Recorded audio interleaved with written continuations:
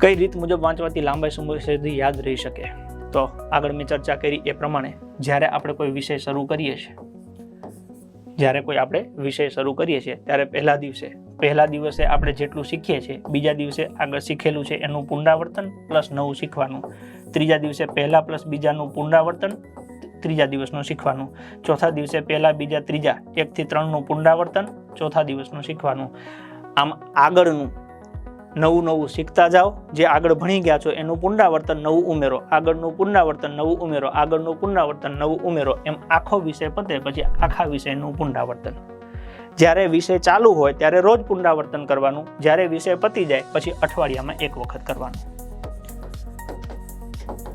મતલબ કે તમે ધારો કે બંધારણ ભણવાનું ચાલુ કર્યું, 1 થી 15 દિવસ તમને બંધારણ ભણતા લાગ્યા, તો પહેલા દિવસે ભણ્યા, બીજા દિવસે પહેલાનું પુનરાવર્તન બીજું ભણ્યા, ત્રીજાએ પહેલા બીજાનું પુનરાવર્તન ત્રીજું ભણ્યા, ચોથાએ 1, 2, 3નું પુનરાવર્તન ચોથા દિવસનું ભણ્યા, એમ 15 દિવસમાં આખું બંધારણ ભણી લીધું. એટલે જ્યારે બંધારણ ચાલતું હતું ત્યારે રોજ રિવિઝન થતું હતું, પછી અઠવાડિયે 1 વખત કરી નાખવાનું. અઠવાડિયે 1 દિવસ આખું બંધારણ જોઈ લેવાનું, દર અઠવાડિયે 1 વખત આખું બંધારણ જોઈ લેવાનું. એટલે જે વિષય ચાલે ત્યારે રોજ પુનરાવર્તન, પતી જાય પછી વીકમાં 1 વાર. જોયા વગર લખીને તૈયાર કરવું. જ્યારે આપણે ટોપિક તૈયાર કરીએ ત્યારે જોયા વગર લખીને તૈયાર કરવું, જેથી એ આપણને લાંબા સમય સુધી યાદ રહે અને હવે જે લેખિત પરીક્ષાઓ આવે છે એના માટે પણ આપણને ઉપયોગી રહેશે.